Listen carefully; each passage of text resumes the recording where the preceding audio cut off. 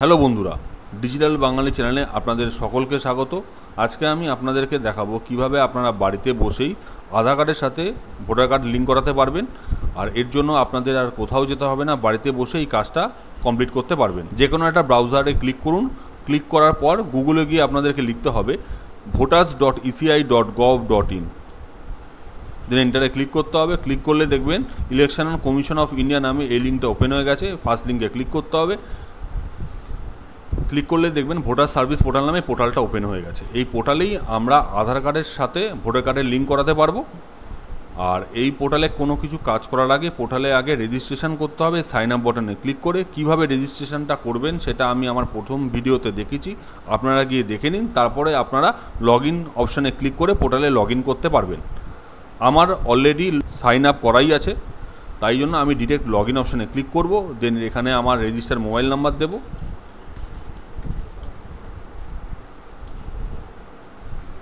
দেন captcha দেব।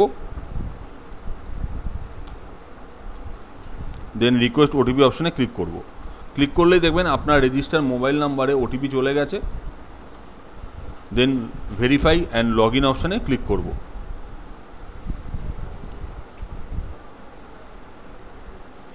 দেখবেন আমার পোর্টালে লগ ইন কমপ্লিট।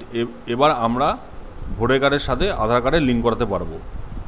কীভাবে করব সেটাই আমি এখন দেখাবো। তাহলে প্রথমে আমাদের একটু স্ক্রল ডাউন করতে হবে। স্ক্রল ডাউন করার পর আপনাদের নিচে দেখবেন এই আধার কালেকশান বলে এই অপশানটা আছে 6B, এই অপশানটায় ক্লিক করতে হবে।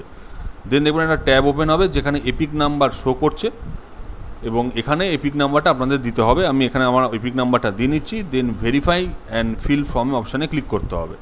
ক্লিক করার পর দেখবেন ফর্মটা ওপেন হয়ে গেছে। ফর্মটার নাম হচ্ছে 6B, মনে রাখবেন।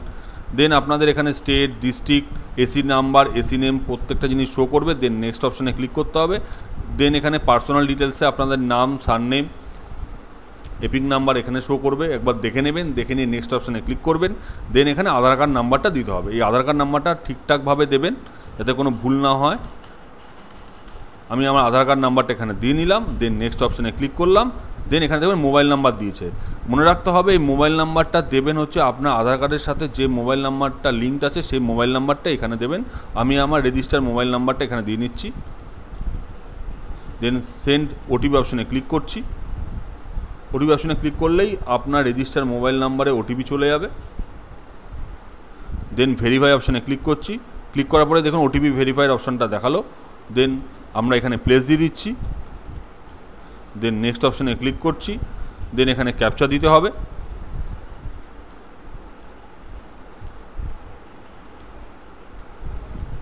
দেন প্রিভিউ অ্যান্ড সাবমিট বাটনে ক্লিক করতে হবে। ক্লিক করলেই দেখবেন আপনাদের ফর্মটা প্রিভিউর জন্য দেখাবে। এখানে আপনার এপিক নাম্বারটাও মিলিয়ে নেবেন এবং এখানে আপনার আধার কার্ড নাম্বারটাও মিলিয়ে নেবেন যাতে কোনো ভুল না হয়।